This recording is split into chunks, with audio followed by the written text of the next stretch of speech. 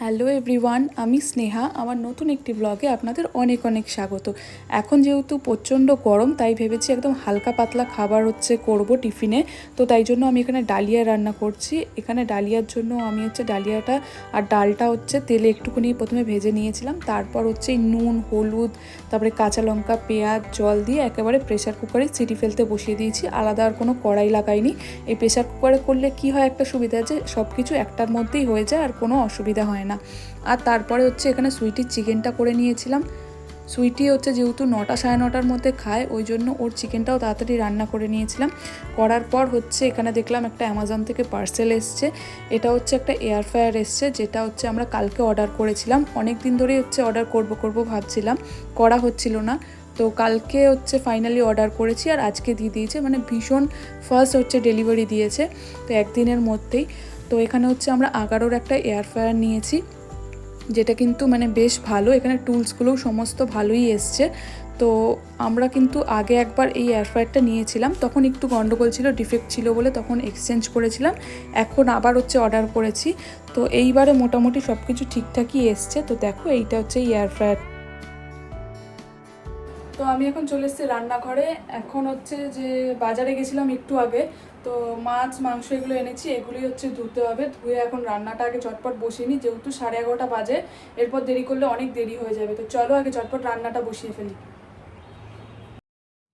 আজকে দুপুরে ভেবেছি একটুখানি চিকেন রান্না করব, যেহেতু বাড়িতে মাছটা শেষ হয়ে গেছিলো। তাই আবার গেছিলাম বাজারে একটু আগেই, মানে এই যে এয়ার ফ্রায়ারটা এসছে সেটা আনপ্যাক করে গেছিলাম একটুখানি বাজারে সবজি টবজি কয়েকটা কিনেছি, মাছ মাংস এগুলো কিনে এনেছি। কিনে এনে আবার রান্না করতে এসেছি। আজকে প্রচণ্ড দেরি হয়ে যাচ্ছে রান্নার, কারণ এক তো মানে রান্না করতে গিয়ে দেখলাম যে মাছ শেষ হয়ে গেছে, তো তাই জন্য আবার বাজারে যেতে হলো। তো এখানে মাছ এনেছি, কিন্তু আজকে আর মাছ রান্না করব না। আজকে ভেবেছি একটু চিকেন রান্না করব, কারণ প্রত্যেক দিন যেহেতু মাছ করা হয়, তাই বললাম আজকে আর মাছ না করে একটু চিকেন করব। আর এখানে আমি ডালটা করে নিয়েছি, আর ডালটা ফোড়ন দিচ্ছি 5 ফোড়ন আর পেঁয়াজ দিয়ে। এই 5 ফোড়ন আর পেঁয়াজটা ভেজে নেওয়ার সময় কিন্তু খুব সুন্দর একটা গন্ধ বেরোয়। আর এইটা দিয়ে ডাল সাতলালে বেশ একটা টেস্ট হয় অন্যরকম, তো খুব ভালোই লাগে খেতে। আর আজকে মানে আমার একটার পর একটা বাধা হয়েই যাচ্ছে, মানে কি বলবো, মানে বিপদের শেষ নেই আজকে আমার। আজকে ডালটা আমি এখানে করলাম, করার পর যে এই কড়াইটাতেই ভাবলাম একেবারে যে চিকেনটা করে নিই। তো চিকেন করবো বলে এখানে এই সমস্ত ফোড়ন দিয়ে পেঁয়াজটা ভাজছিলাম। আর একটু আমার আদা রসুন দরকার ছিল বলে মিক্সিতে আদা রসুনটা বাটবো। তো দেখো, মানে মিক্সির যে কাঁটাটা সেটা মানে হঠাৎ করে একদম ফেটে গেছে, মানে মিক্সিটা চলার সময়ই। তো আমি এত জোর ভয় পেয়ে গেছিলাম, মানে 10-15 মিনিট ধরে আমার হাত পা পুরো কাঁপছিল, মানে আমি এত জোর ভয় পেয়ে গেছি, মানে এটা কিন্তু খুব বড় একটা বিপদ হতে পারতো। তো সেটা থেকে আমি বেঁচে গেছি, ঠাকুর আমাকে বাঁচিয়েছে। আর তারপরে দেখো, এইদিকে এইসব দেখতে গিয়ে আমার পুরো পেঁয়াজ পুড়ে গেছে, মানে নিচের দিকটা পুরো পুড়ে গেছে। ওই জন্য কী করবো, আবার একটা কড়াই বসিয়েছি এই চিকেনটা করার জন্য। তো এই পেঁয়াজটা খুব একটা পোড়া গন্ধ আসছিল না বলে আমি ওই পেঁয়াজগুলোই তুলে আবার ভালো করে অন্য একটা কড়াইতে বসিয়েছি।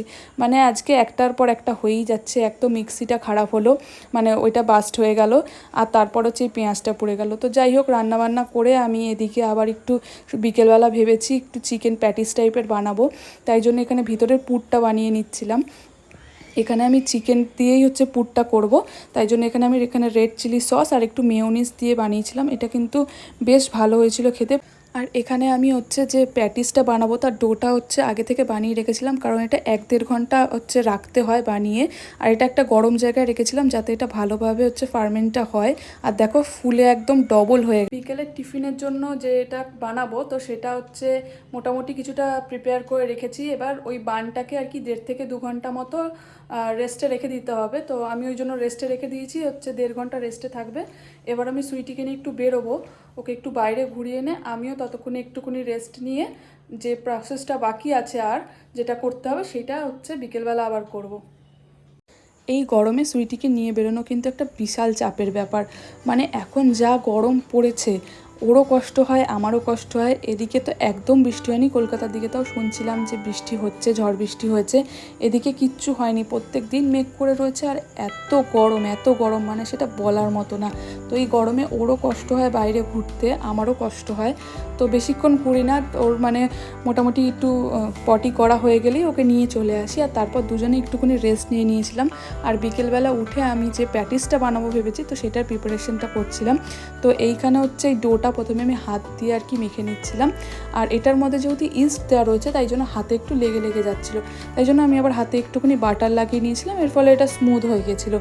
আর তারপরে এইটাকে হচ্ছে বেলুন চাকিতে বেলতে হবে, যেমনভাবে হচ্ছে আমরা আটা বা মানে বেলি রুটি করার সময়, তো সেরমভাবেই করতে হবে। তো এইটা একটু মোটা করে বেললেই ভালো হতো মনে হয়।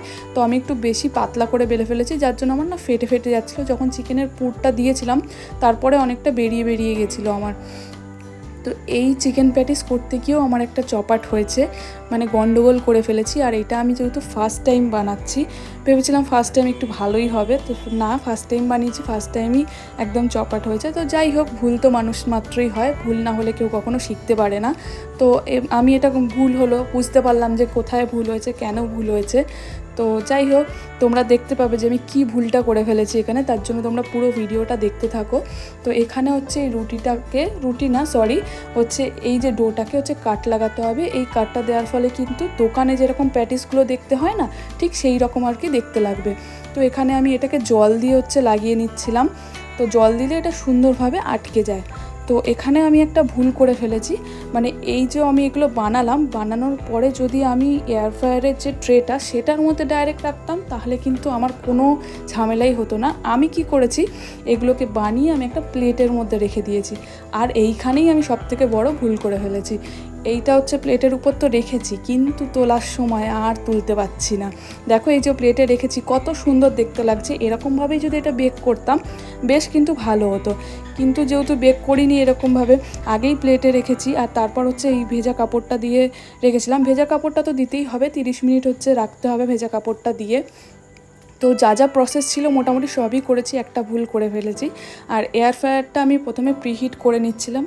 তো প্রিহিট করে নিয়ে এবার হচ্ছে এই ট্রেটার মধ্যে ওই ডোগুলোকে তুলতে হবে। তো তুলতে গিয়ে তো কোনোটা ভেঙে যাচ্ছে, কোনোটা চেপটে যাচ্ছে, মানে যাচ্ছে তাই অবস্থা। সেই ভিডিওটা আর করতে পারিনি, যেহেতু এক হাতে ফোন রয়েছে, এক হাত দিয়ে এটা করা খুবই চাপের ব্যাপার। তাই জন্য হচ্ছে এয়ার ফ্রায়ারে দেওয়ার পর হচ্ছে ভিডিওটা বানাচ্ছি। তো দেখো, একটা মাত্র ঠিক হয়েছে, বাকিগুলো সব চেপটে পুপটে গেছে। তো এখানে চিকেন প্যাটিসটা বানাতেই দেখলাম যে হচ্ছে টুকাই চলে এসছে। আর এখানে হচ্ছে সুইটি তখন ঘুমাচ্ছিল যখন টুকাই এসছে। তো আমি দরজাটা খুলে দিয়েছি বেল বাজানোর আগেই, তো ও তাই জন্য আর টের পায়নি। ওকে আমি যখন বললাম, কী রে, দাদা এসছে আর তুই এখনও ঘুমাচ্ছিস, তো ও কিন্তু মানে অবাক হয়ে গেছে, দাদা এসছে আর ও বুঝতে পারেনি। তাহলে এসছে যখন, গেছে কোথায়? ঘরে তো কোথাও দেখতে পাচ্ছি না দাদাকে। এদিক ওদিক খুঁজেই যাচ্ছে, এই ঘরে যাচ্ছে, ওই ঘরে যাচ্ছে। দেখো, আবার সোফার উপর উঠেছে, যে সোফার পেছনে লুকিয়ে আছে কিনা দেখার জন্য। আবার এই ঘরে উকি মেরে দেখছে যে রয়েছে কিনা। এবার যাচ্ছে ঠাকুর ঘরে গিয়ে একবার ঘুরে এলো, দেখলো যে না, দাদা তো এই ঘরেও নেই। এবার হচ্ছে আমাদের বেডরুমে একবার যাবে, গিয়ে দেখে আসবে যে ওইখানে আছে কিনা। তো সেখানে গিয়েও দেখলো যে না, নেই। তো এবার তো চিন্তায় পড়ে গেছে যে তাহলে কি হলো, বললো যে দাদা এসছে, তাহলে কোথায় গেছে। তো এদিক ওদিক খোঁজার পর লাস্টে বুঝতে পেরেছে যে পেছনে রয়েছে। তো এই রকম খুনসুটি কিন্তু আমাদের মধ্যে চলতেই থাকে, আমরা ভীষণ মজা করে দিনগুলো কাটাই। আর এখানে দেখো, আমার চিকেন প্যাটিস একদম রেডি হয়ে গেছে। তাহলে আজকের ভিডিওটা এখানেই শেষ করছি, দেখা হবে আবার অন্য একটা ভিডিওতে। চলো, বাই।